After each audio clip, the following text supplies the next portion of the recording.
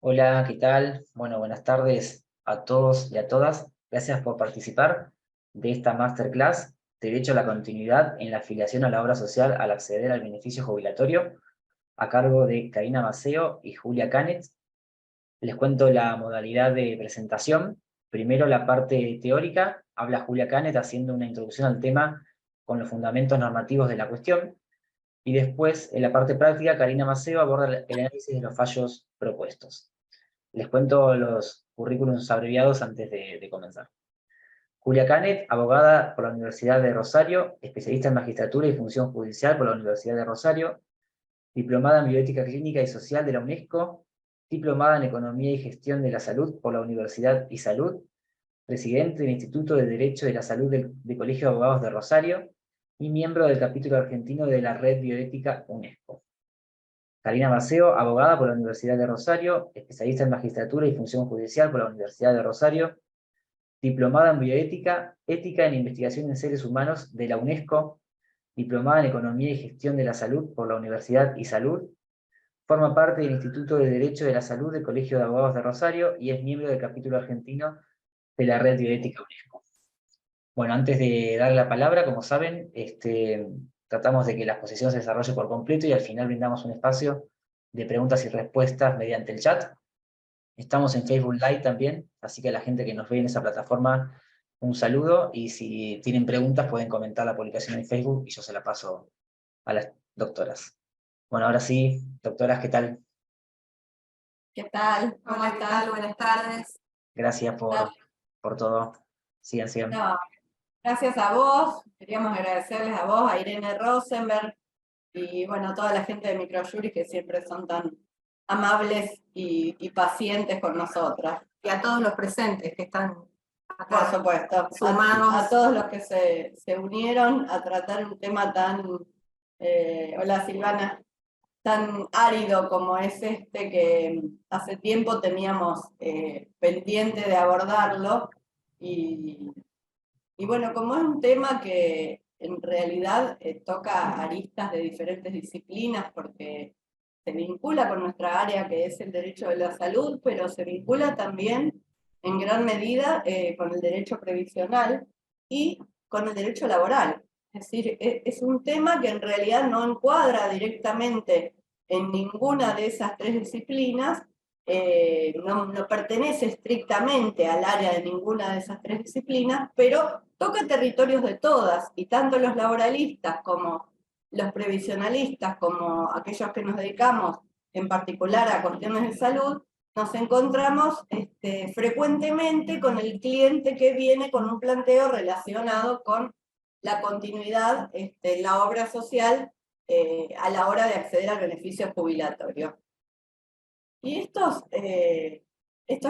territorios fronterizos, digamos, con otras ramas del saber jurídico, en épocas como la actual, donde la especialización se ha vuelto prácticamente la norma, la regla, y es muy, muy valioso y muy importante especializarse en una rama del derecho, pero también hace que cuando nos toquen estas tareas, nos toque enfrentar estas situaciones dilemáticas, por así decirlo, que nos obligan a incorporar saberes o normativas referidas a otras disciplinas, nos resultan completamente ajenos.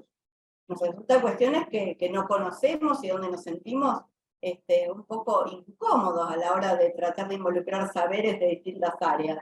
Pero a nosotros nos parece que vale la pena hacer el esfuerzo porque es en estos territorios, en estos intersticios entre las distintas disciplinas donde se producen justamente los intercambios más interesantes. Y también donde nos permitimos a veces tratar de pensar el derecho desde un punto de vista un poquito más holístico.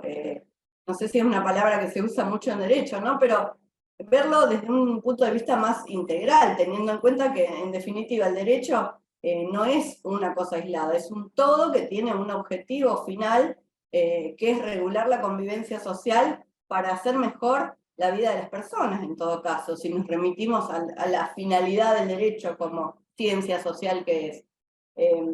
Cierto es que esto en general lo vamos olvidando y que los discursos jurídicos no apelan en su mayoría a esta idea, sino que más bien nos manejamos con un pequeño número de normas que son las que tienen que ver con nuestra disciplina.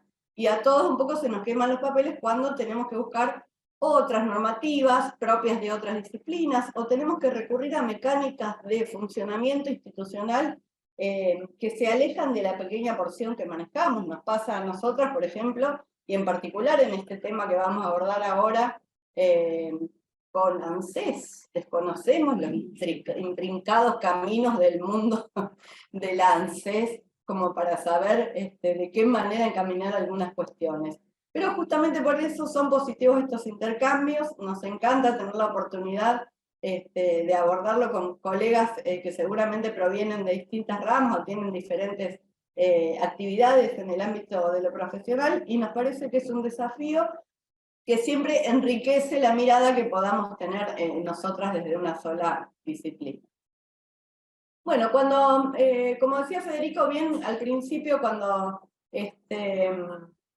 pensamos con Karina la manera de abordar esta intervención, nos pareció que estaba bueno estructurarla en dos partes. En una primera parte, creo que es importante, o creímos nosotros que era importante, tratar de explicar, aunque sea brevemente, cómo es el sistema de salud de nuestro país.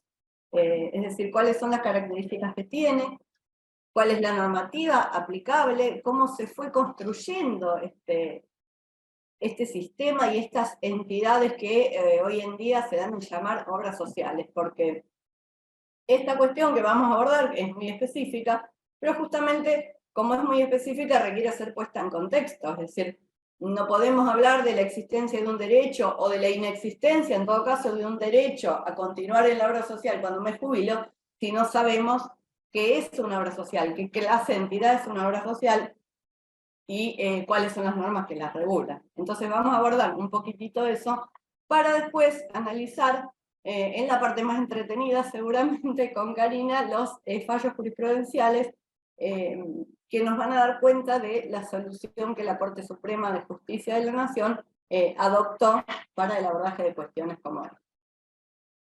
Bueno, cuando hacemos referencia al sistema de salud, voy a ir pasando algunas filminas.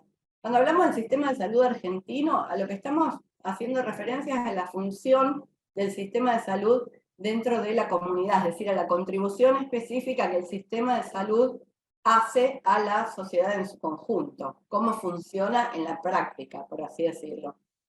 Desde este punto de vista, el sistema de salud puede estar estructurado de diversas maneras. Puede estar, por ejemplo, la prestación, y no diría yo de salud, sino más bien, porque salud es un concepto mucho más complejo, ¿no? Pero la prestación de asistencia sanitaria a la población puede, por ejemplo, depender exclusivamente del Estado, ¿no es cierto? O bien puede depender exclusivamente de la iniciativa privada. O bien puede tratarse de un sistema mixto, integrado tanto por el Estado ejerciendo alguna o algunas funciones en esta estructura, como por entidades privadas. De hecho, parece raro, pero piensen ustedes que en los orígenes de nuestra organización nacional, de ninguna manera se pensaba que el Estado estuviese obligado a brindar salud o asistencia sanitaria a la población. El Estado, en todo caso, actuaba o intervenía como una especie de garante de la salubridad pública, para cuidar la salubridad pública, pero de ninguna manera se le requería o le era exigible al Estado que brindara asistencia sanitaria a la población. Es decir, en ese tiempo, tanto el proceso de enfermedad como la curación o la sanación de una enfermedad eran vistos como parte de un problema subjetivo. Era un problema de la persona. De tal manera que ese problema, que era individual, que era de la persona, lo único que podía generar desde el punto de vista del derecho era un contrato privado, en todo caso, entre ese paciente y el médico. Piensen que estamos hablando de la época donde el médico era un profesional liberal por excelencia, era este médico que con su valijita visitaba la casa del paciente, donde el médico además no requería tanta infraestructura para cumplir con su labor. No había necesidad de hacerse una resonancia, una tomografía.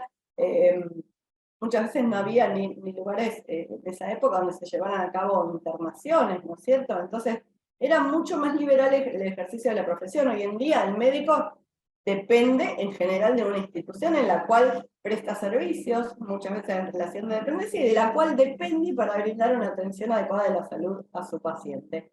Pero, volviendo, como decíamos, en los orígenes de nuestra organización nacional, nada de eso ocurría, y cada uno debía procurarse la salud y la atención sanitaria como mejor pudiera.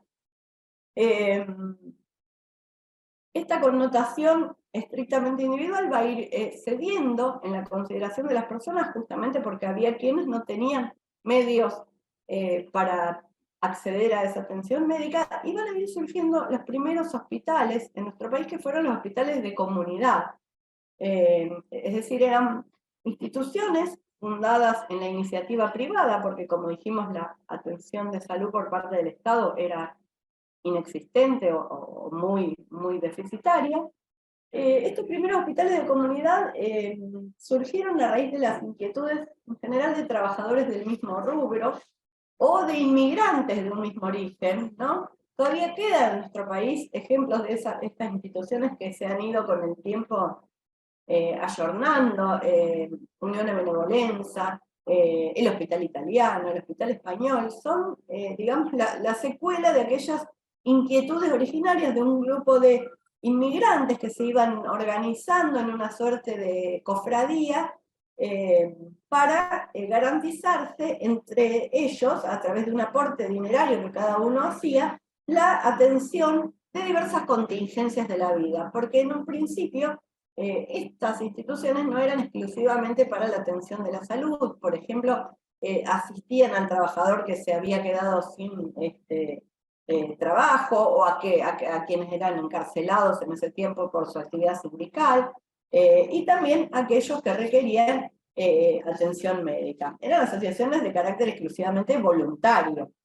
Cada uno aportaba mensualmente cierta cantidad de dinero y tenía acceso a los servicios que prestaban estas entidades. Y si las mencionamos es porque estas asociaciones voluntarias de trabajadores son la génesis y fueron las que de alguna manera hicieron que se arraigara en nuestras comunidades la idea de lo que más adelante iban a ser las obras sociales. El primer antecedente, ahí está en la filmina, de retención obligatoria a los trabajadores, es decir, no ya estas asociaciones voluntarias, sino donde el trabajador obligatoriamente contribuía por el hecho de pertenecer a una actividad. Lo obtuvo la Unión Ferroviaria, fíjense, ya en el año 1919. La Unión Ferroviaria en aquel entonces era el gremio más importante en nuestro país, estaban en pleno auge la construcción de los ferrocarriles. Había dos gremios importantísimos, uno era la Unión Ferroviaria y el otro también vinculado con la misma actividad era el que todavía subsiste hasta hoy, de los conductores, que es la fraternidad. Esta Unión Ferroviaria, que fue un enorme impulsor del papel de los trabajadores en la protección o en la función protectora de la salud de sus afiliados, fue la primera que logró establecer un mecanismo de retención obligatorio, es decir, consiguió que las patronales ferroviarias, que eran inglesas, aportaran una porción de dinero para proveer a la atención de la salud de los trabajadores.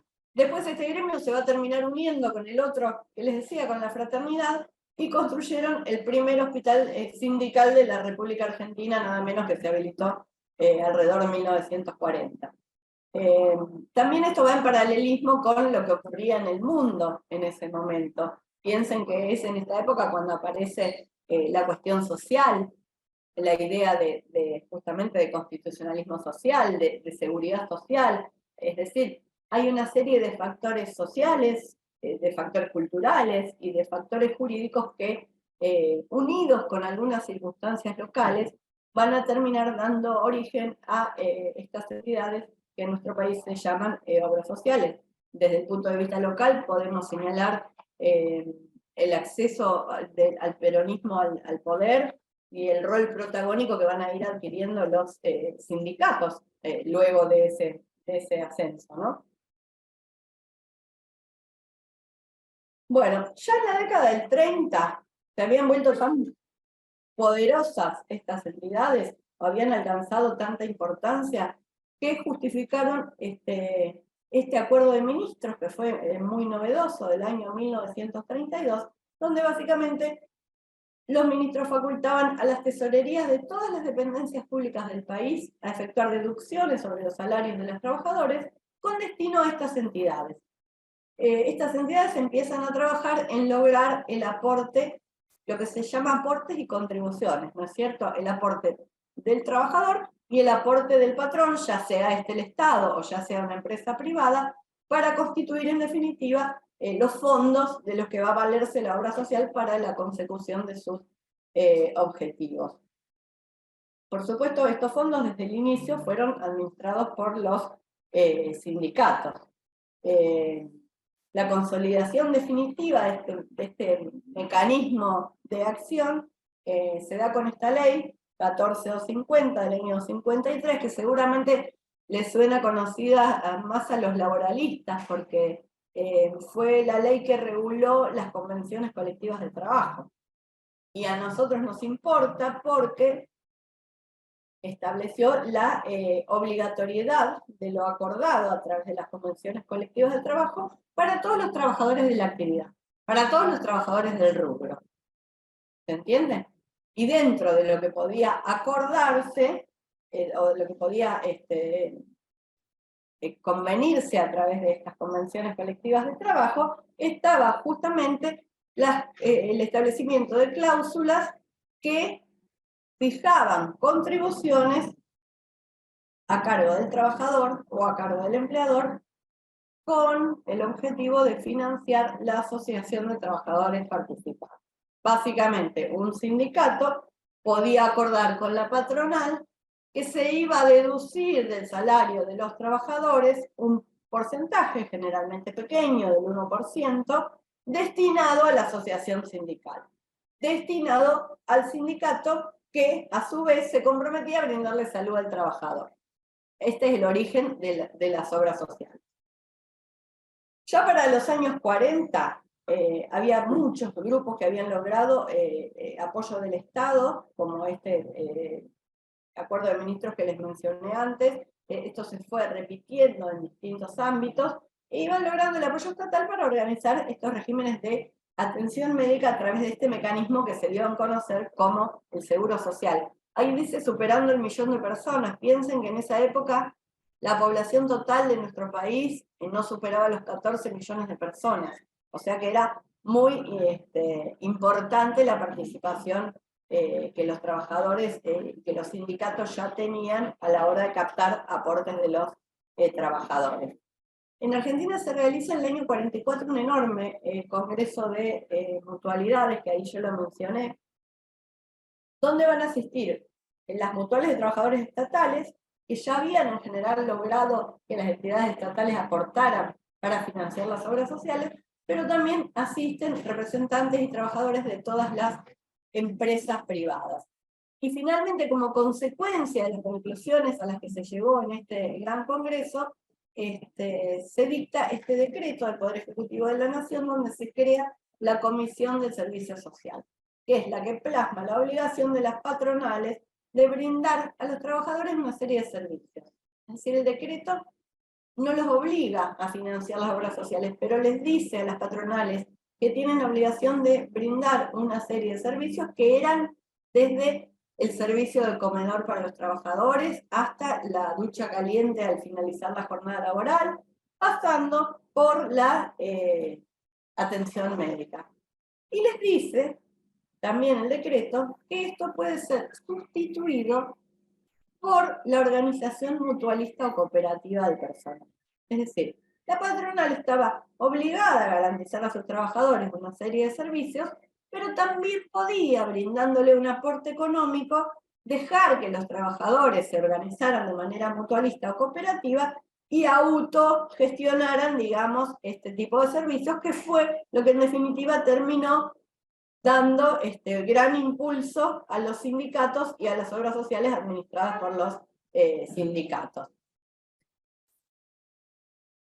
Bueno, a poco de andar este sistema, a poco de ponerse en movimiento, se empieza a notar que estas entidades presentaban varios inconvenientes de carácter económico o económico-financiero, por así decirlo. Muchas entidades sindicales en esa época se lanzaron a construir sus propios policlínicos, de los cuales quedan todavía muchos en nuestro país. Empezaron a ofrecer a sus afiliados asistencia médica y farmacéutica de forma gratuita. Se fueron dando cuenta con el tiempo de que esto implicaba un enorme drenaje de fondos sociales y que se les iba a terminar tornando insostenibles, es decir, que iba a llegar un momento en que con el aporte que recibían de las patronales y los trabajadores, este nivel de prestación de servicios no iba a estar garantizado y no se iba a poder sostener en la práctica. Aparece aquí un conflicto interesante porque tiene que ver con esto que decíamos al principio de los modelos de atención de la salud, a cargo totalmente del Estado, de manera mixta, a cargo de los privados.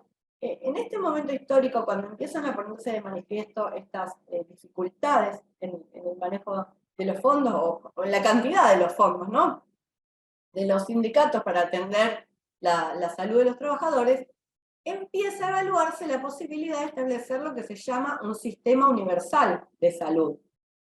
En ese momento se había formado la Secretaría de Salud, cuyo principal integrante fue el gran sanitarista argentino Ramón Carrillo. Carrillo, de alguna manera, tomando el modelo británico del plan Beveridge, que había sido tan famoso en Gran Bretaña en ese momento, tenía la idea de constituir un sistema unificado de seguridad social, ¿no?, donde el Estado brindara en forma exclusiva la salud de la población a la manera en que todavía hoy lo tiene el sistema británico, o que se ha constituido, por ejemplo, no de forma exclusiva, pero como una especie de gran obra social para todo el país en Uruguay. Hubo muchos ejemplos en que eso se pudo llevar a la práctica. En nuestro país lo que ocurrió fue que, así como en algún momento el peronismo fue el impulsor de la creación de un sistema exclusivo, un sistema universal a cargo del Estado, también fue el que terminó ocasionando el fracaso de esta idea de un sistema único. Por un lado, porque en paralelo con la Secretaría de Salud que mandaba Carrillo en ese tiempo, tuvo mucho protagonismo en esa época la Fundación Eva Perón, que trabajaba activamente en el área, pero que se guiaba, por supuesto, por criterios políticos electorales, por así decirlo, para la asignación de los recursos, y no por los consejos más de orden técnico que le brindaba la Secretaría de Carrillo. Y el segundo asunto, la segunda cuestión que me parece fue fundamental y determinante a la hora de elegir un camino u otro, digamos, a la hora de definirse cuál iba a ser el destino de la Argentina en ese sentido, fue la propia construcción del apoyo político del peronismo, que estaba sustentada básicamente sobre los sindicatos. Es decir, ese apoyo grande que había tenido los trabajadores a través de sus representantes sindicales, el peronismo, y que fue en gran medida que lo ayudó a llegar al poder, fue el que paradójicamente terminó condicionando la política en materia de salud del Estado una vez que Perón asumió la presidencia. Estaba ya muy arraigado este modelo tan argentino y tan único en el mundo de organización sindical por gama de actividad, que fue justamente, como decimos, la génesis de las obras sociales. El poder de fuego que en ese momento tenían los sindicatos fue el que contribuyó a profundizar justamente la heterogeneidad administrativa, porque se le fue otorgando reconocimiento jurídico institucional a las mutuales y distintas facilidades de financiamiento para que pudieran seguir adelante, etc. Entonces el Estado continúa interviniendo de alguna manera como regulador de la salud o de la atención sanitaria, pero ya pierde o deja de lado estas pretensiones de exclusividad. ¿Me explico? Después también, bueno, va a venir el golpe de Estado del 55, no nos vamos tampoco a entrar en tanto detalle, pero el Estado comienza de alguna manera a tratar de limitar su injerencia en materia de salud a partir de esa fecha. Los gobiernos en ese momento empiezan a pensar que continuar con esta idea de centralización sanitaria implica cada vez más gasto público, más alto el gasto público, y también era profundizar la diferencia, como venimos diciendo, con el sindicalismo peronista. De tal manera que se mantiene el gobierno o el Estado argentino como regulador de estas entidades, pero incentiva entonces que las obras sociales puedan, aún con las dificultades que hemos mencionado, puedan seguir funcionando. Se sanciona la ley 18.610, en el año de 1970, ya era gobierno de Onganía para esa altura, donde se establece básicamente la obligatoriedad de los aportes, se crea el Instituto Nacional de Obras Sociales, por primera vez se establecen algunas prestaciones mínimas que todas las obras sociales debían brindar por igual a sus trabajadores, porque hasta ese momento era muy irregular. Había obras sociales que porque estaban bien gestionadas o porque tenían más dinero, porque era un rubro mejor pago, tenían mejores posibilidades de brindar servicios y otras muy malas. Esta ley viene a ordenar un poquito esa cuestión, establece algunas prestaciones mínimas básicas como no sé, consultas, internación, medicamentos, en algunas cuestiones establece pautas de mínima y crea un fondo de redistribución, que es una especie de reaseguro para que aquellas obras sociales que se veían desfinanciadas porque les tocaba afrontar prestaciones por ahí muy costosas, pudieran recuperar algo de eso que se veían obligadas a gastar, y con lo cual se desfinanciaban de este fondo, de esta especie de reaseguro. Finalmente llegamos a la legislación que está vigente en nuestros días, que son básicamente estas dos leyes del año 89, 23660 y 61, que son la Ley de Obras Sociales, y la 23661, que es la Ley del Seguro de Salud. Estas dos normas son esenciales y son las que básicamente rigen a la actividad de las obras sociales y plasman un sistema que tiene las características que ya veníamos hasta recién comentando. La obligatoriedad de afiliarse para el trabajador a la obra social de la actividad. Es decir, empiezo a trabajar, me tengo que afiliar a la obra social que corresponde a mi actividad. La obligatoriedad de aportar un porcentaje de la remuneración, tanto para el trabajador como para el empleador. Y en este momento no existía la opción de cambio. Estamos hablando en el año 1989 cuando se sancionan estas dos leyes. Es decir, no había posibilidad para las obras sociales de competir en el sistema. Por eso se habla de cautividad.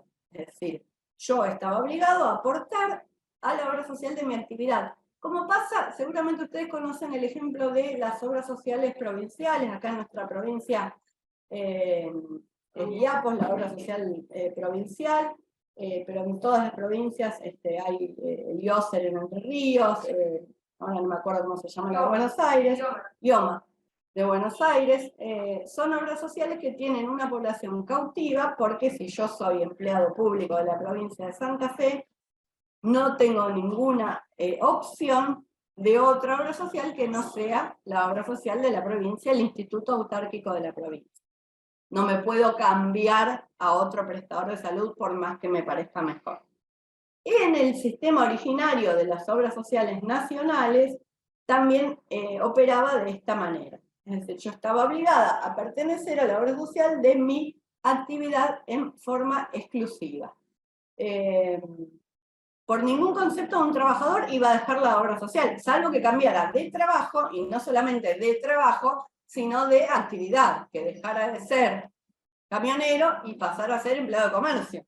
Ahí podía cambiar de obra social, pero si no, en general el sistema operaba de esta manera. Cada uno se quedaba en la obra social de su actividad, y muchas veces terminaba ocurriendo que el trabajador estaba condenado a derivar sus aportes a una obra social que muchas veces no lo satisfacía o le brindaba de manera incompleta las prestaciones para la atención de su salud.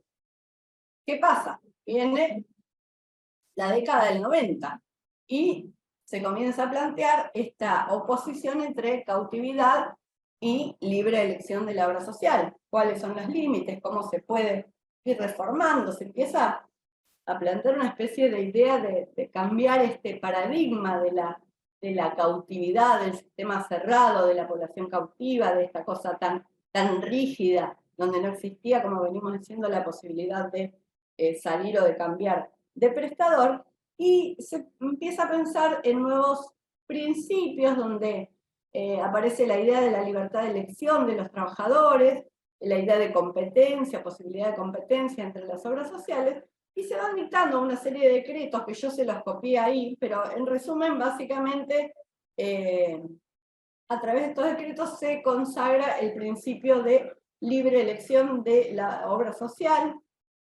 para los trabajadores, con la presunción de que esta posibilidad de optar por una obra social que no es la de origen del trabajador iba a generar un clima de mayor competencia entre las distintas entidades, y que además esa mayor competencia iba de alguna manera a incentivar la calidad de las prestaciones por el mayor protagonismo que se suponía con esto iban a adquirir los beneficiarios en el control de estas prestaciones. Les digo que les copié varios decretos porque hubo distintos vaivenes. Por ejemplo, el decreto 504 del 98 lo que estableció era el deber de permanecer como mínimo un año en la obra social de la actividad. Supongamos, yo entraba a trabajar como empleada de comercio, bueno, me tenía que quedar un año, me guste o no me guste, en OSECAC, y después podía ejercer el derecho de opción. Otro decreto más adelante, que es el 1400 de 2001, estableció que no, que cada uno podía hacer la opción de cambio en cualquier momento. Actualmente el último decreto es de 2021 y básicamente establece la espera de un año en la obra social de origen y la posibilidad de realizar la opción de cambio una sola vez por año calendario. Esto es lo que está vigente en la actualidad. Por último, vamos ahora al ejercicio por parte del trabajador jubilado del derecho de optar por otra obra social. Todos los afiliados titulares de las obras sociales nacionales tienen derecho a elegir entonces una obra social diferente a aquella a la cual pertenecen por su actividad. Ahora bien, hay una cosa que también es única en el mundo, así como el sistema de obras sociales es bien particular, lo que es tantísimo más particular en nuestro país es el sistema del PAMI, el Instituto Nacional de Servicios Sociales para Jubilados y Pensionados, dado en llamar PAMI, fue creado por la ley 19.032 y la declarada intención fue brindar prestaciones de salud a los jubilados y pensionados del sistema nacional.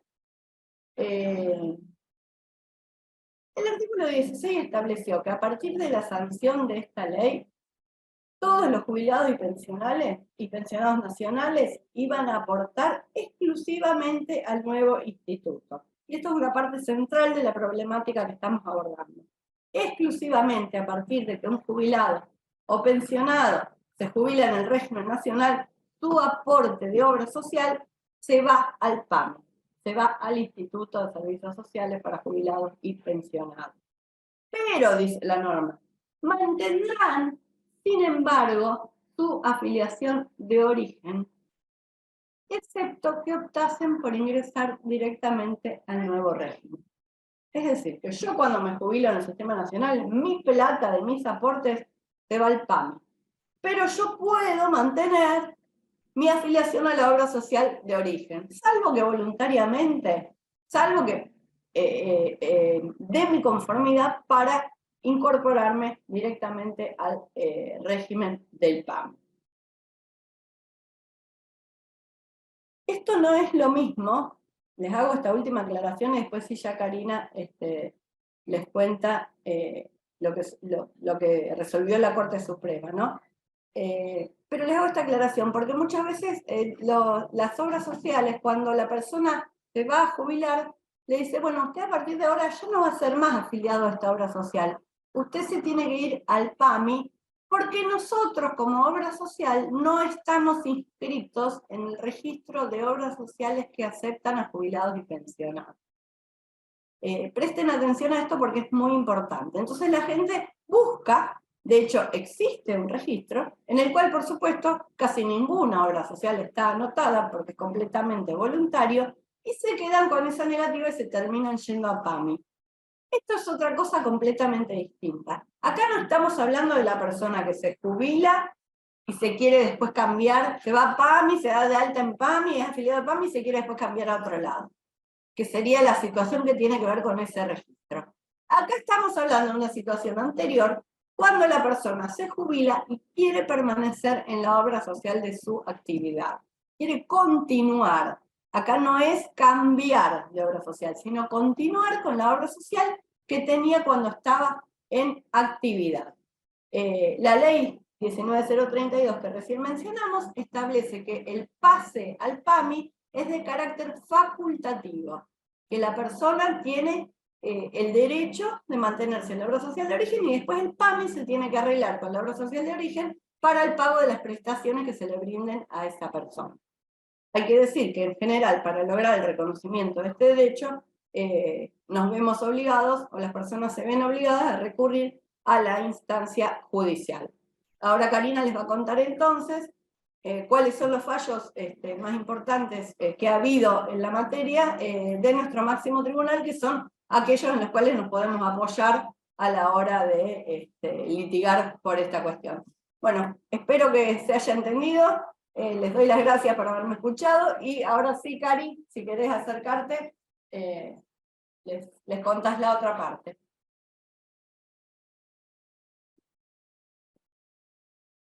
Bueno, genial, ya con todo este sustento teórico, ahora va a resultar muy fácil analizar los casos. Así que bueno, voy a compartir pantalla con otra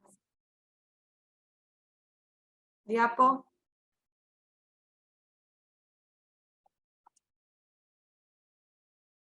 ¿Lo ve, Fede? Sí, perfecto. ¿Análisis de caso de jurisprudencia de la Corte? Sí. Bueno, genial.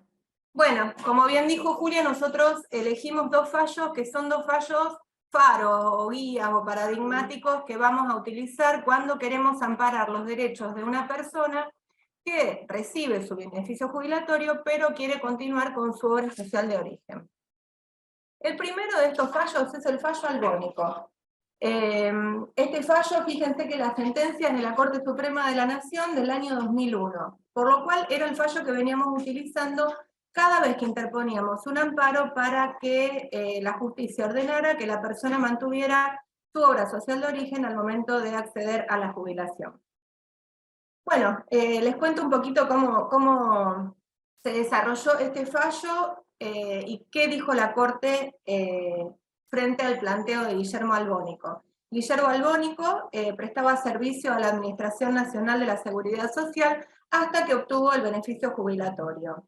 En tal carácter, él era beneficiario de la obra social UPCN y recibía de esta obra social todas las prestaciones médicas y asistenciales, tenía su médico, su sanatorio, su historia clínica, y él nunca pensó que al recibir el beneficio jubilatorio iba a pasar al PAMI, pero 2 meses después de recibir la jubilación, se encuentra que está dado de baja en UPCN y que había pasado al PAMI.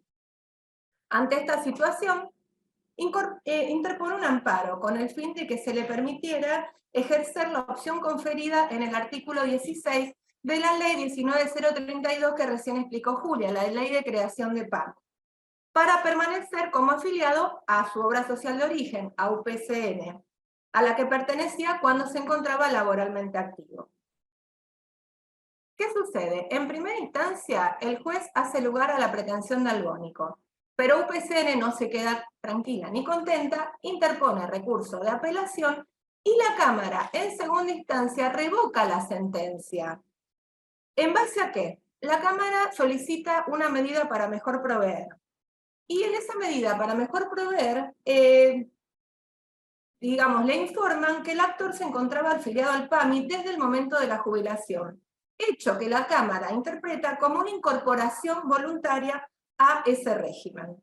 Y sobre la base de esta presunción, es decir, la afiliación voluntaria al bónico, a PAMI, la alzada subsume el caso en este artículo 16, pero en el último párrafo, que admite el derecho de jubilados y pensionados a optar por PAMI, y entonces la Cámara dice que la demanda resulta improcedente porque Albónico no había objetado explícitamente su incorporación al PAMI hasta que dedujo la acción de amparo. Contra esta sentencia, a ver, voy a ir pasando. Contra esta sentencia, Albónico interpone recurso extraordinario federal, que es denegado, entonces va por apelación directa ante la Corte Suprema de Justicia. ¿Cuáles fueron los argumentos que utilizó Albónico? Estos dos. Primero, que la Cámara se apoya en un elemento fáctico no alegado ni probado, que era su afiliación voluntaria al PAMI. Siempre que una persona se jubila, aparece como en el padrón de PAMI como afiliado, aunque no haya ido a sacar su número de beneficiario, aunque no tenga su credencial, aunque no tenga designado su médico de cabecera, ustedes van a ver que si se jubilan a una persona, va a aparecer al poco tiempo en el padrón de afiliados de PAMI, aunque no esté de hecho afiliado porque no fue voluntariamente a prestar su conformidad para ingresar como afiliado y para empezar a atenderse con los médicos de PAMI. Y el segundo fundamento esencial es que la Cámara establece una presunción en contra del propio derecho reconocido por el artículo 16 de la Ley 19.032, lo que descalifica el fallo como antijurisdiccional. Ahora vamos a ver qué dice la Corte. La Corte dice que la creación del Instituto Nacional de Servicios Sociales para Jubilados y Pensionados no importa un pase automático de los pasivos a dicho instituto, porque el artículo 16 de la referida ley conservó la afiliación a la obra social de origen, correspondiente al servicio prestado en actividad, a menos que el afiliado sí opte voluntariamente por afiliarse al instituto. También dice que las leyes nacionales 23.660 y 61 de obras sociales mantienen ese principio, porque los jubilados y pensionados aparecen y permanecen como beneficiarios de las obras sociales. Es más, con esta finalidad se dispuso que los aportes destinados a financiarlos debían ser deducidos de los haberes previsionales de estas personas para ser transferidos al respectivo prestador asistencial.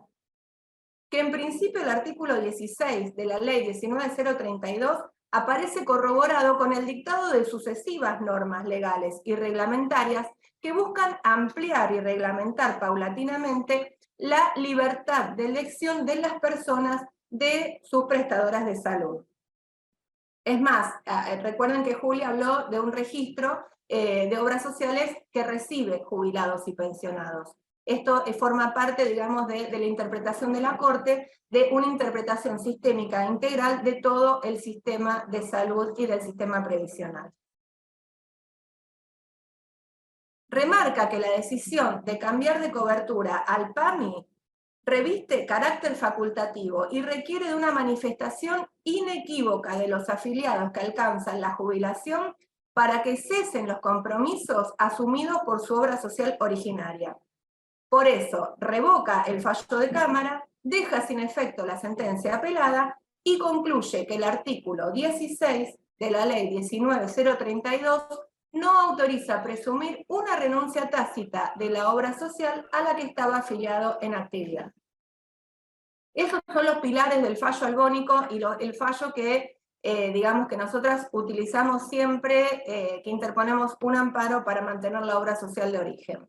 Ahora lo que les voy a comentar este fallo, el fallo Andrada, que fíjense que la sentencia es del 5 de noviembre del 2020, es actual y tiene aparte un condimento extra que Albónico no tenía, que fue bastante inesperado y que bueno, este fallo lo tramitamos entero en el estudio, así que les podemos contar después, si hacemos un espacio de preguntas, les podemos contar todos los intersticios del fallo. Acá le trajimos lo básico, pero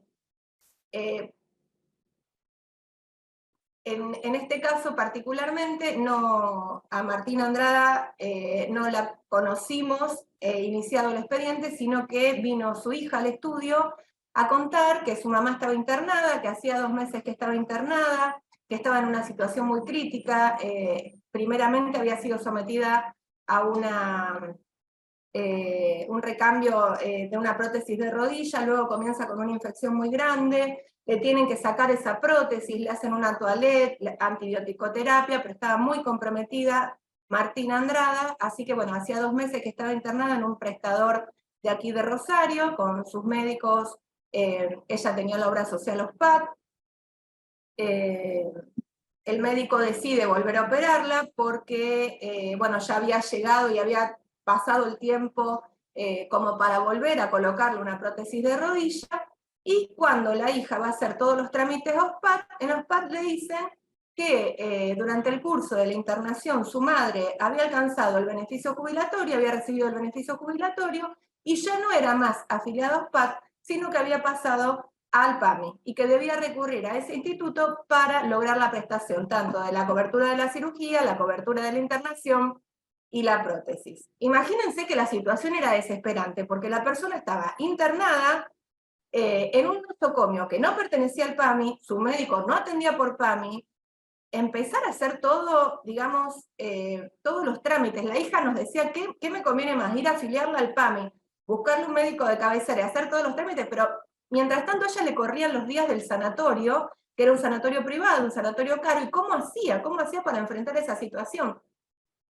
Sacando de lado que la madre estaba con un cuadro grave, estaba en terapia, estaba con antibiótico permanente, o sea que tampoco es que se la podía llevar a la casa. Así que bueno, analizando el caso, interponemos un amparo con 4 objetivos claros. Primero, mantener el carácter de afiliado a OSPAD. Por supuesto que la base es toda la que le comentamos, la base teórica que comentó Julia, más el fallo albónico. Ese era, digamos, donde nos fundamentamos. Pedimos que la obra social OSPAD cubra la internación en el sanatorio privado, donde se encontraba internada hacía 2 meses, que la obra social autorice y cubra la cirugía, y que le provea la prótesis.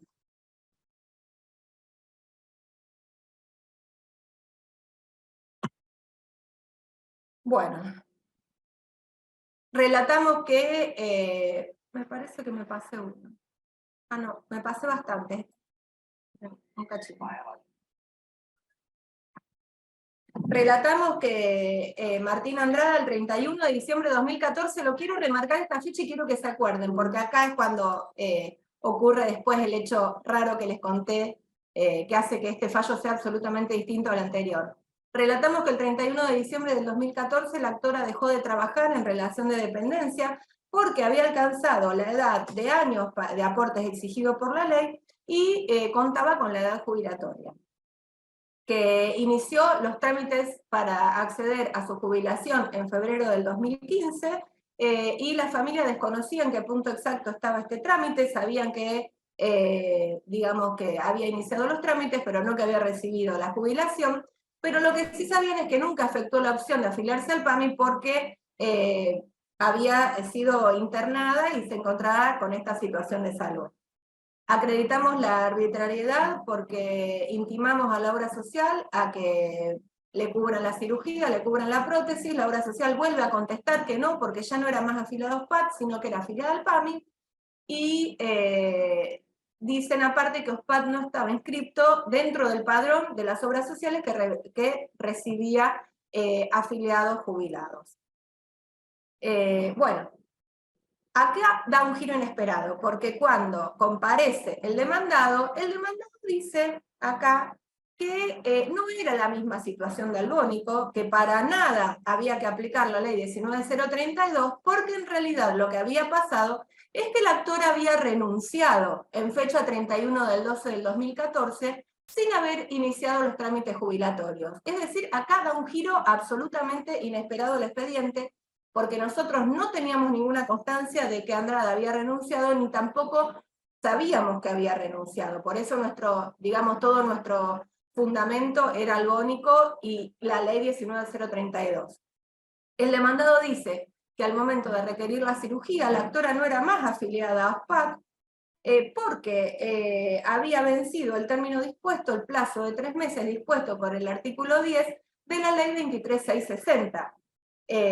La ley establece este derecho a mantener la afiliación una vez que se termina el vínculo laboral por 3 meses sin recibir aportes, tiene la obligación de dar cobertura al afiliado, pero a partir de ahí ya no está más obligado. Entonces ese fue, digamos, el argumento del demandado.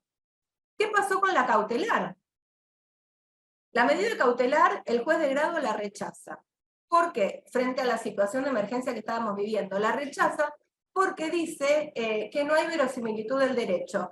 Porque es verdad que si la señora Andrada había renunciado, le asiste derecho y verdad a la obra social por el vencimiento del plazo de los 3 meses que establece el artículo 10 de la 23.660. Nosotros apelamos la resolución cautelar porque era, digamos, muy urgente. Lo de esta señora, no podíamos esperar a tramitar el fondo. Fue a la sala A, interponemos la apelación y la sala revoca la cautelar y hace lugar a la misma. ¿Cuál fue el fundamento de la Cámara? El fundamento de la Cámara primero dijo que el juez de primera instancia no tuvo en cuenta el peligro de la demora, que es uno de los requisitos esenciales de la medida cautelar, y que aquí el peligro de la demora era muy alto, entonces los otros requisitos bajaban por la teoría de los vasos comunicantes. Pero, además, la Cámara ya dice en esta medida cautelar que cambiar la cobertura a favor del PAMI se presenta como facultativo para el afiliado y requiere formular una manifestación expresa de voluntad en tal sentido, que en autos no se había efectuado. De esa manera, ¿qué pudimos lograr? Pudimos lograr que se opere la señora, que reciba la prótesis, que OSPAD cubra la cirugía, cubra la prótesis, y afortunadamente todo esto que le estoy contando, todo, digamos, desde la interposición del amparo, el rechazo de la cautelar, y luego la resolución de Cámara, transcurrieron solamente 9 días. Se tramitó todo con mucha urgencia y celeridad. Bueno, ¿qué pasó en el fondo? Porque nosotros no podíamos dejar este amparo así. ¿Por qué? Porque en un futuro, si esto caducaba o lo dejábamos sin resolver en el fondo, lo que podía suceder era que la obra social, con todo derecho, quisiera repetir de la señora Andrada lo gastado en esa cirugía, lo gastado en la prótesis, más todo ese periodo de internación. Entonces, continuamos en el fondo. El fondo, bueno, se produce la prueba y el demandado ofrece la confesional. En la confesional viene la señora Andrada y dice, sí, es verdad que renuncié. Y le preguntamos por qué había renunciado, porque si llegaba con su edad, más sus aportes a obtener el beneficio jubilatorio, y ella dijo que no sabía por qué había renunciado, porque le habían dicho que para acceder a la jubilación tenía que renunciar. Entonces ella, sin consultar a nadie, envía en diciembre, a fines de diciembre, un telegrama de renuncia a OSPAD y luego inicia los trámites jubilatorios. Entonces, ¿qué pasa en primera instancia? Otra vez el juez rechaza el amparo, porque dice que la hipótesis que concuerda con la de autos es la del artículo 10 de la 23.660, porque la actora renunció voluntariamente y OSPAD a los 3 meses no recibió más aportes y no tenía más obligación de atenderla. Y hace una interpretación también a contrario sensu del artículo 16 de la ley 19.032, porque dice que no se había acreditado en autos que Andrada haya rechazado expresamente ingresar al PAMI.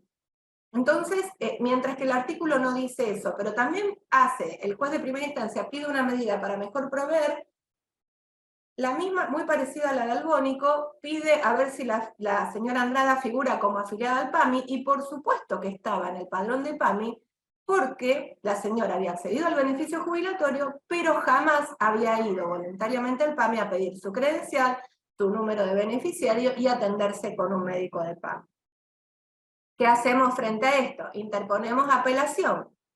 Vuelve a la sala A revoca la sentencia de primera instancia con el mismo argumento muy parecido al de la cautelar, digamos, que la afiliación al PAMI es voluntaria y no se podía interpretar el artículo 16 de esta manera. Ya nos habíamos quedado más tranquilas, pero bueno, estábamos batallando con un fuerte del derecho, así que no se quedó tranquilo él, entonces interpone recurso extraordinario por ante la Corte Suprema de Justicia. ¿Y qué dice? ¿Qué dice? ¿Cuál es el fundamento de este recurso extraordinario? Dice que la sentencia se apartó del límite establecido por el artículo 10 de la ley 23.660. Y asimismo dice que el pronunciamiento es arbitrario porque aplicó una norma ajena al caso y no supo interpretar el sustento fáctico. Básicamente le decía que no sabía interpretar, que había sido la propia Andrada la que había renunciado y no que era beneficiaria de la opción de pertenecer o no a PAMI porque había cambiado la situación fáctica. Y que la sentencia vulnera su derecho de propiedad. El fundamento central se basó en que la actora había dejado de trabajar en relación de dependencia cuando presentó la renuncia, en fecha 31 del 12 del 2014, concretándose en consecuencia la baja como afiliada por falta de declaración jurada de aporte durante más de 3 meses, conforme lo preceptuado en el artículo 10 de la ley 23.660. Ahora vamos a ver qué dice la Corte.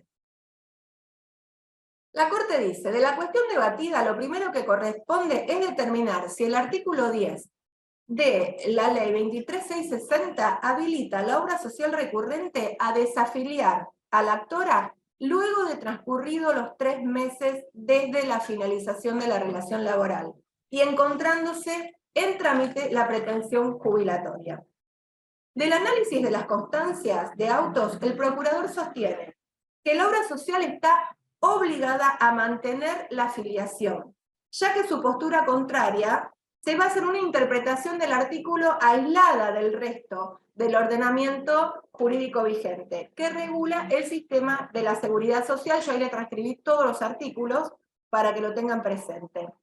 Y que le asiste derecho al amparista a mantenerse en su obra social de origen de acuerdo a este plexo y de acuerdo a lo normado por la ley 19.032, el artículo 16 específicamente al que nos venimos refiriendo.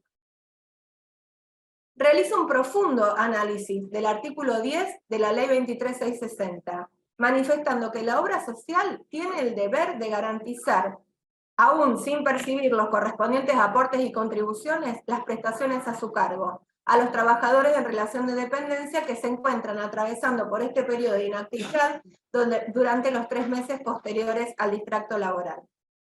Ahora bien, si durante ese periodo el beneficiario se acoge a un beneficio previsional, como ocurrió en este caso que estamos comentando, esa obligación debe ser integrada por todas las normas que regulan el sistema de seguridad social de jubilados y pensionados por aplicación del principio de interpretación sistémica adoptado por la Corte Suprema de Justicia.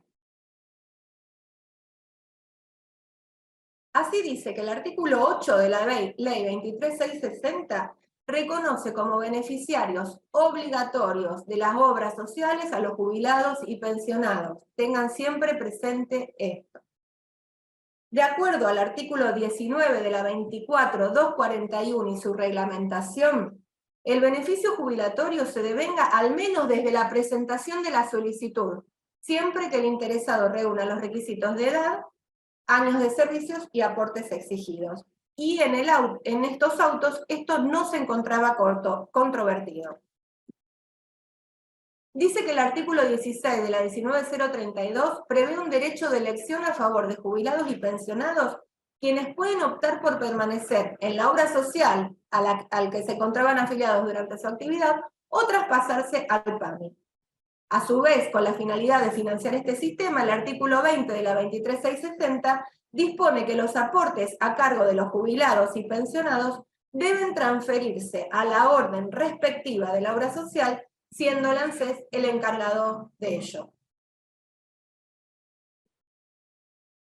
En este contexto normativo, entiende por tanto que la obra social se encuentra obligada a mantener la afiliación, incluso, escuchen esto, habiendo transcurrido el plazo de 3 meses previsto en el artículo 10 de la 23.660, si en ese lapso el afiliado se acoge a un beneficio previsional, salvo que opte en forma expresa por irse al PAMI, lo que en autos no sucedió. Esta exégesis de la legislación es además coherente con el principio de solidaridad que estructura el sistema público médico-asistencial que integra la obra social demandada. En el caso citado, la Corte postuló: las causas vinculadas a la seguridad social rebasan el cuadro de justicia conmutativa que regula las prestaciones interindividuales sobre la base de una igualdad estricta, para insertarse en el de la justicia social, cuya exigencia fundamental consiste en la obligación de quienes forman parte de una determinada comunidad de contribuir al mantenimiento y estabilidad del bien común propio de ella. Por lo cual correspondió rechazar el recurso extraordinario y confirmar la sentencia apelada. Así que nos dio la tranquilidad porque fíjense que esto empezamos a litigar muchos años antes de esta sentencia de la Corte, que fue en el 2020, y veníamos viendo el movimiento del expediente, veíamos que pasaba de sala en sala, de vocalía en vocalía, y siempre temblando y siempre teniendo miedo porque entre las dos discutíamos, y mi socio me decía, para mí que tiene razón el abogado de la obra social. Claro, ya con todo esto, nos mató cuando vino Andrada y dijo que había renunciado expresamente, que había mandado un telegrama de renuncia que la verdad que desconocíamos, pero bueno, sentamos un nuevo precedente que es importante porque acá no solo se conjuga y se analizó la ley 19.032, sino también la ley 23.660 en este famoso artículo 10 y los 3 meses. Así que tengan presente que este fallo Andrada lo que hace es dar una protección aún mayor y una protección mucho más integral a todas aquellas personas que se acogen al beneficio jubilatorio, pero que quieren mantener su obra social de origen. Así que bueno, aquí terminamos el análisis de los fallos de la Corte, abrimos un espacio de preguntas, si les parece. Y... Dale, gracias Karina y gracias Julia, las dos. Ya hubo un par de preguntas en el chat, no sé si lo podés ver, igual te lo leo si no. Dale. A ver. Lucrecia pregunta, fallecimiento del titular de la obra social estando en actividad la pensionada, ¿puede exigir la continuidad de la obra social de origen y no estar obligada a ir a PAMI? Puede continuar en la obra social de origen, de hecho tenemos muchos amparos de esa característica. Sí que puede. Ella y el grupo familiar primario. Bien. A ver, María Mercedes pregunta, consulta, cuando se logra mantener la obra social de origen, ¿qué monto se le descuenta de la jubilación? ¿Lo mismo que PAMI más? ¿A PAMI, aunque no se la tenga como obra social, también se guarda una parte? Mira, el tema es así, el tema de los aportes, nosotros en los amparos también pedimos que los aportes que van al PAMI se redireccionen a la obra social de origen, cuando te ponemos un amparo para, por ejemplo, en el caso de Andrada que comentamos antes, se pide también como pretensión que los aportes que se deducen y que van al PAMI se redireccionen a la obra social de origen. En este caso siempre una parte le queda al PAMI y una parte va a la obra social de origen, pero con esto ya estaría cubierta la persona. En definitiva, el afiliado no tiene que pagar más. No. La retención que le van a hacer de su haber jubilatorio va a ser la misma que figura en concepto de obra social.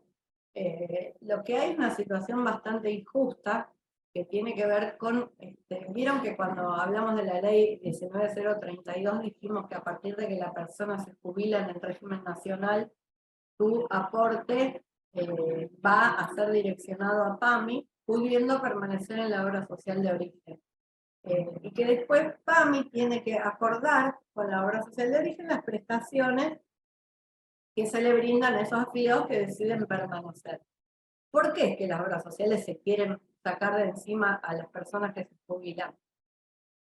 ¿Por qué quieren o las mandan directamente a PAMI y han estructurado en connivencia con la ANSES este sistema? Porque lo que hace PAMI cuando se le dan estas situaciones es quedarse con casi todo el aporte que hace la persona y pagarle a las obras sociales lo que ellos llaman una cápita, que es una mínima porción de lo que reciben en concepto de aporte. Pero bueno, eso, como nosotras decimos, ya no es un problema que uno como abogado de un particular pueda solucionar, sino que será en todo caso un planteo y una cuestión que tienen que resolver entre las obras sociales y el PAMI. En lo que a nosotros nos compete, la persona va a seguir realizando exactamente el mismo aporte y con eso va a tener derecho a la prestación de su obra social original. Bien, paso a otra. Roxana pregunta, ¿esta posibilidad de continuar con la obra social solo es para las obras sociales sindicales o también las de dirección? ¿Y para la obra social de las universidades? En realidad es para las obras sociales nacionales, como ella bien dice, obras sociales sindicales. Las obras sociales universitarias pertenecen a un régimen diferente, no están alcanzadas por la ley 23.660 y 61. Hay que decir que en general, digamos, se rigen para esto por su propia reglamentación. En general, la mayoría de las obras sociales universitarias, o lo que nosotros hemos podido conocer, voluntariamente admiten que el afiliado que se jubila continúe como adherente o como afiliado, digamos, de la obra social universitaria. No es usual ver que la obra social universitaria los dé de baja por haber accedido al beneficio jubilatorio. Así que no sería un problema en realidad eso. María Laura pregunta, el amparo se puede iniciar aún cuando no esté de baja la afiliación, ¿verdad? Y solicitar la medida cautelar. Es decir, está jubilado pero aún sin fecha de cobro. ¿Se puede avanzar con el amparo? Mira, siempre que, digamos, la persona, lo que ella va a ver por sistema, si entra al padrón de beneficiarios de la superintendencia, va a ver que la persona está afiliada al PAMI, o sea, figura como beneficiario del PAMI. Y si ya está dado de baja en su obra social, eso implica que esté dado de baja en su obra social de origen. En ese caso puede interponer el amparo. Supongo que ella se refiere a un momento anterior, cuando la persona todavía no accedió al beneficio jubilatorio. Nosotros lo que aconsejamos, ¿quién hizo la pregunta? ¿Está por ahí? María Laura Cotó. María Laura, nosotros lo que aconsejamos siempre a todos los abogados previsionalistas, más que nada cuando damos estas charlas en ámbitos de derecho previsional, es que cuando vos iniciás los trámites para jubilar a la persona, envíes una carta documento, pese a que la ley no dice nada al respecto, al contrario, no lo dice y no es una presunción que puede ser tomada en contra, como comentamos antes, una carta documento a la obra social de origen diciendo que pone en conocimiento que he comenzado a realizar los trámites para acceder a mi jubilación, pero que es mi voluntad permanecer afiliado a esta obra social con mi grupo familiar primario, con mi mismo número de afiliados, respetándome la antigüedad, digamos, como para tener un resguardo, para tener, bueno, sí, nosotros comunicamos, yo comuniqué a la obra social que quería, que por más que me estoy jubilando, no quiero irme a PAMI, me quiero quedar acá. Entonces, al momento de interponer el amparo, quizás no llegues al amparo con eso, pero si tenés que interponer el amparo, tenés algo más, una prueba acreditable de que vos, al momento de iniciar la jubilación, comunicaste a la obra social que era tu voluntad y tu deseo seguir como afiliado a esa obra social y no pasar al PAMI. Una última cosa importante respecto a esto es que cuando uno interpone un amparo, tiene que haber, de acuerdo a lo que dice la Constitución y la ley de amparo, una lesión actual o inminente del derecho. Entonces, en cada caso habrá que considerar cuándo esa lesión está teniendo lugar. Como Karina dice, es bueno tomar esta iniciativa de avisar, porque a veces la obra social contesta, no, bueno, yo después de la jubilación no te voy a tener por más que vos me hayas mandado la nota diciendo que te querés quedar. Entonces ahí podemos tener por configurada la lesión y un elemento más fuerte para ir directamente por la vía de amparo. porque puede suceder que uno vaya con demasiada antelación por la vía de amparo y en la justicia le digan, pero mire, acá todavía no hay una lesión, usted está imaginando una lesión que va a venir, pero todavía no la hay, ni se advierte que sea inminente como para habilitar una vía extraordinaria como el amparo. Así que siempre hacer la consideración en base a los hechos de cada caso en particular, ¿no? Paso a otra. Si el jubilado tiene prepaga, ¿puede también redireccionar los aportes a PAMI o solo es con obra social? De PAMI, perdón. Vos sabés que teníamos un fallo para comentar. Este es un tema, de acuerdo al sistema, digamos, a la normativa vigente, pone que los aportes de obra social son incompatibles, por así decirlo, con el aporte de prepaga. En general corren por dos carriles diferentes. Hay algunas obras sociales, como el caso de OSDE, que tiene la doble calidad de obra social sindical y a la vez empresa de medicina prepaga, pero son las menos. Nosotros tenemos un fallo que obtuvimos que en realidad no se llegó todavía a materializar, donde hicimos un planteo de ese tipo. Era un señor jubilado con una jubilación bastante alta, por lo cual su aporte era grande, y lo que planteamos era que se direccionara... Es este fallo. ¿Se ve todavía la pantalla? Sí, sí, sí.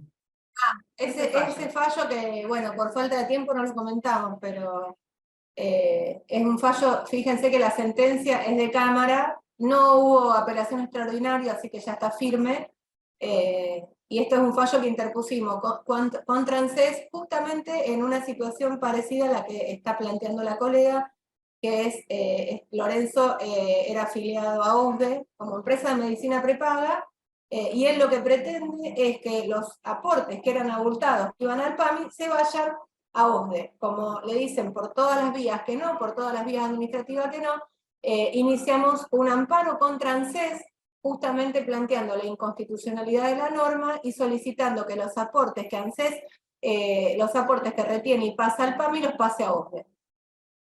Después, si quieren, en otro momento lo comentamos porque lo ganamos este fallo en primera y en segunda instancia. Pero nunca lo hagamos. No, bueno, Cumplimiento. Estamos todavía trabajando en la manera en que eso se va a materializar. Porque este es uno de los primeros antecedentes que hay al respecto de que ordena que el pase de... Es más, habíamos buscado otros antecedentes, al momento de interponerlos no encontramos de que pasen, digamos, los aportes de una persona que van a la seguridad social y pasen a una empresa de medicina prepaga. La verdad que es un caso bastante raro y por eso estamos buscando la vuelta de cómo se va a materializar digamos, el traspaso de los aportes. Pero otra situación es también la de la persona que se jubila y pagó toda la prepaga toda la vida. Por supuesto que puede mantener PAMI la prepaga, siguiendo pagando la prepaga, digamos, pero esa no es la situación que planteó la colega. Pero muchas veces también preguntan si se puede tener PAMI y la prepaga, eso no hay ningún problema. Bien, relacionado a las prepagas, agrego otra. Pregunta Facundo. Bueno, primero que nada, gracias por la clase y consulta. ¿Aplica también a las prepagas, por ejemplo, OSDE? Y en caso de que sí, ¿se conviene la justicia local por ley de consumidor o directamente en el foro federal? En realidad las prepagas se rigen por una ley absolutamente diferente. Digamos, ninguna importancia tiene que una persona se jubile o no, porque en general la prepaga es una empresa que uno contrata de manera particular y continúa pagando lo mismo cuando accede al beneficio jubilatorio. Lo que sí ocurre, supongo que es lo que refiere el colega, es que muchas veces prepagas, pasa que esto tendríamos que abordarlo en una clase específica al respecto porque es un sistema bastante complejo. Las prepagas, ¿se acuerdan que antes al principio yo les comenté que una de las leyes que se sancionaron creó un fondo para solventar las dificultades económicas y financieras de las obras sociales cuando tenían que brindar determinados servicios a los afiliados? Con la evolución a lo largo del tiempo, ese fondo que más de una vez se lo robaron entero en este país, se fue modificando y demás, pero existe hasta la actualidad, es lo que se llama el sistema SUR. Yo, Obra Social Nacional, tengo que brindar prestaciones por discapacidad, tengo que brindar prestaciones oncológicas, es decir, hay una serie de prestaciones que yo puedo después, mediante un trámite, recuperar de ese fondo para no desfinanciarme. ¿Qué ocurre? Las empresas de medicina prepagas no participan de este sistema porque no son obras sociales nacionales. Entonces, lo que hacen es una suerte de convenios. Cuando se habla de que desregula, ustedes van a escuchar que, por ejemplo, OSPAD desregula con Swiss Medical. ¿Qué significa eso? Significa que ellas tejen una alianza por la cual, por ejemplo, ya que nombramos OSPAD, recibe el aporte de la persona, se queda con una porción y casi la totalidad se lo da a Swiss Medical, que es la que en efecto le brinda los servicios al afiliado. ¿Explico? Es como una tercerización, una triangulación. ¿Para qué lo hacen? ¿Para qué le sirve a Swiss Medical? Porque cuando Swiss Medical a ese afiliado le tiene que dar la prestación oncológica, la prestación por discapacidad, la de fertilidad, todas las que son de alto costo, la pasa por OSPAD y recuperan la plata de ese fondo de redistribución. Muchas veces van a ver que en las consultas viene la persona y dice, yo tengo Swiss Medical, por ejemplo. Entonces vos le preguntás, ¿pero cómo la pagás? ¿Vos fuiste personalmente a Swiss Medical? ¿Te afiliaste? ¿Preguntaste cómo son los planes? Y te dicen, no, viene descontado por recibo del sueldo. Entonces, no puede venir Swiss Medical descontado por recibo del sueldo. Entonces vos ves la credencial o el recibo, o lo buscas en la superintendencia y vas a ver que es OSEP, OSE, digamos, son obras sociales que es lo único que hacen es pasar el aporte, hacer la triangulación, pero nunca le brindan servicios. Entonces ahí tenés posibilidad de demandar a los dos. Siempre hay que buscar el origen de la afiliación, lo primero que hay que hacer. Bien. Pero bueno, eso Fede, hacemos una lo programamos para más adelante. Ahí estaban pidiendo otra charla más adelante para hacer, así que sí, tenemos que gestionarla. Hay distintas problemáticas que presenta toda esta desregulación entre obras sociales y prepagas que en realidad nadie entiende muy bien, ni las propias entidades, me animo a decir, entienden muy bien cómo se tiene que manejar y cuáles son los límites de eso. Claro, Así sí. que si quieren, lo armamos Lo armamos. con algunas preguntas más importantes sobre el tema para el próximo encuentro. Dale, sí. Sigo con una pregunta de una persona que le falló la conexión y pregunta en el fundamento en Andrada que dio la corte para que la afiliada, aún habiendo renunciado expresamente, continúe en su obra social de origen y no en PAMI. O sea, ¿cuál era el fundamento? Y bueno, viste que no participó de la charla. No, se le cortó la conexión justo y... Que perdió el final. Bueno, lo que dijo la Corte básicamente es que si vos en esos 3 meses que tenés desde la renuncia, iniciaste los trámites jubilatorios, incluso después, transcurridos los 3 meses, si vos iniciaste los trámites jubilatorios, tiene que haber una interpretación sistémica de todas las normas de la 23660, más todas las normas que hacen al sistema de seguridad social y previsional de la nación, que tienden a proteger a la persona. Entonces, entiende en esa conjugación normativa que hace, que es bastante amplia, que la obra social no puede dejar a la afiliada sin cobertura de ninguna manera, menos aún cuando no hay una afiliación voluntaria al PAMI, cuando no hubo una expresión de voluntad de la persona para afiliarse o para acceder al PAMI. A ver, sigo. ¿Qué se puede hacer si el jubilado en actividad tenía un plan corporativo negociado entre su empleador y una prepaga y lo quiere mantener siendo jubilado? Pregunta Florencia.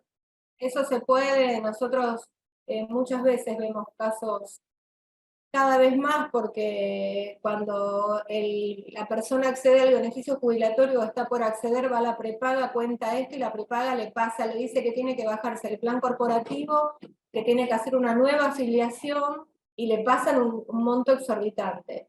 Entonces, bueno, hay... Y además lo afilian como si no tuviera antigüedad. Que eso es gravísimo porque, digamos, la empresa de medicina prepaga no puede aumentar la cuota por edad si vos tenés 10 años de afiliación. Pero si vos no tenés los 10 años de afiliación, cada 5 años o cada 10 años van incrementando enormemente las cuotas. Entonces, es grave. hay que tener muchísimo cuidado. Nosotros en general tratamos, digamos, a través de vía epistolar, solucionar el tema, pero si no, hay que interponer un recurso de amparo porque son los más, digamos, los casos que más estamos viendo y de mayor vulnerabilidad porque le piden sumas exorbitantes y tienen derecho a mantener el plan, la antigüedad y el costo que venían abonando. Hay mucha jurisprudencia que dicen que tienen que seguir abonando el mismo costo, o hay otras que aplican el decreto 163 que dice que la cuota es se tiene que fijar la cuota de la persona al momento de afiliarse. O sea, lo que una persona de la edad que esa persona tenía cuando se afilió. En el momento que se afilió, es la cuota que se le tiene que fijar, que en general eso es más aplicable al caso en que una persona, por ejemplo, renuncia a su trabajo o la despiden y estaba en un plan corporativo. Es la pregunta. Porque pensé que era No, hablaba es la de la pregunta. jubilación. Cuando se jubila, en general, digamos, si la persona deja de hacer aportes a una obra social porque se quedó sin trabajo y quiere mantener la prepaga, cuando pertenecía a un plan corporativo se aplica este decreto 163, que es un decreto de la Superintendencia del Servicio de Salud, que establece justamente esto. Si esa persona cuando se incorporó a la prepaga tenía 28 años, bueno, la prepaga tiene derecho a cobrarle una cuota igual a la que le cobraría a un afiliado que se afilie hoy con 28 años. ¿Se entiende? Es medio un chino todo. Es todo muy complicado, parece sencillo, pero hay que conocer todos los vericuetos, todos los decretos, resoluciones, resoluciones de la SUPER, de la ANSES, bueno, entonces vamos tejiendo entre todos, porque la verdad, fíjense que Andrada en el 2020 no es tan antiguo y parecía sencillo, después se complicó con la renuncia, pero, y así es todo. Ahora estamos viendo con los planes corporativos muchísimo de estos temas. Bueno, paso a 2 preguntas de Facebook también. Hernán Figueroa pregunta, si el afiliado es monotributista por más de 10 años, ¿puede mantener la obra social? Sí, a mi juicio sí, no hay, digamos, el carácter de afiliado o de no afiliado no depende de la actividad o de la manera en que los aportes son direccionados a la obra social. Una vez que tiene carácter de afiliado, nosotros hemos hecho amparos, de hecho, para afiliados monotributistas que les sucedió esto, que se jubilaron y los quisieron pasar a paro. Así que sí. Ok, y Sandra Lobo pregunta, consulta, ¿hay posibilidad de pedir que no se descuenten 2 veces a la misma persona por ser jubilada y pensionada? Eso, No, ¿cómo? 2 veces, pero ¿a dónde? en cada haber. No No. creo. Yo creo que no hay posibilidades, pero Eso viene de previsional aparte. Hay que llamar a un abogado, dijo. Un previsionalista. Hay que llamar a un previsionalista que yo me animo a decir que no hay posibilidades, que las 2 veces le va a figurar el aporte a PAMI. Y es una ley. Que muchas veces la gente se enoja porque dice, me sacan 2 aportes a PAMI y yo en realidad pago particular la prepaga y ni uso PAMI. Pero bueno, el fundamento de eso es que es un sistema solidario y no creo que haya manera de evitarlo. Porque si son 2 haberes seguramente le van a hacer 2 descuentos, pero lo podemos, para el próximo encuentro, llamar a nuestras colegas previsionalistas que son... Sí. que saben. Acá hay una pregunta que es un poco particular, pero bueno, dice, llegado el caso, le pasa su contacto de la clienta a ustedes para hacer algo. Eso es María Mercedes, pregunta, que es obra social, pero no sobre la continuidad. Dice que le preguntaron esta mañana, una señora con su hijo discapacitado, la mujer es jubilada y tiene PAMI y lo tiene al hijo. El mes pasado el hijo consiguió un trabajo, tipo ayuda para que se sienta integrado porque sigue siendo discapacitado, y lo dieron de baja a PAMI porque ahora tendría otra obra social. ¿Puede la mujer reclamar para mantener al hijo con PAMI? Yo diría que no. Porque, digamos, nadie puede ser titular, este es un principio como muy general, pero nadie puede ser titular de 2 obras sociales nacionales. Entonces, el chico que consiguió trabajo, evidentemente consiguió un trabajo en blanco y en relación de dependencia, con lo cual tiene derecho o está aportando a su obra social nacional. Quizá lo que él podría hacer después de un año es la opción de cambio por PAMI, pero no veo tampoco que haya lesionado el derecho, por más que seguramente se habría acostumbrado al servicio o a la prestación de PAMI, pero no es que se queda sin cobertura. Tiene cobertura de una obra social. Habría que analizarlo un poco más, pero me parece que es difícil desde lo jurídico sostener por qué razón habría que mantenerle la prestación de PAMI, ¿no? No, desde mi punto de vista no, queda en la obra social donde está prestando actividad al menos un año, hasta que pueda ejercer la opción. Ok. Ahí están preguntando, medio de contacto, está ahí puesto el mail igual, pero no sé si quieren agregar otro. Ahí en el PowerPoint se ve. Sí, ese correo está bien. Okay. Si nos quieren escribir. Ahí dice estudio jurídico maceo.canet@gmail.com para los que quieran. Es largo, pero es fácil. Sí, son los apellidos. Apellidos. Bueno, ya terminamos entonces. Gracias Karina y Julia por la disertación y por haber respondido todas las preguntas que hubo un montón. Se ve que son temas que interesan un montón a los colegas y súper prácticos para responder. Bueno, muchas gracias a ustedes, beso grande, gracias a todos los colegas que estuvieron acá presentes. Así que esperamos que haber estado a la altura de las circunstancias. Y quedamos a disposición lo que podamos, digamos, evacuar de dudas, consultas o colaborar a través del correo electrónico, no hay ningún problema. Bueno, gracias Karina, gracias Julia. Y hablamos para hacer la exposición siguiente que la están pidiendo todavía. Bueno, dale. Bueno, Chao. perfecto. Gracias a todos por participar. Chao, chao. Gracias.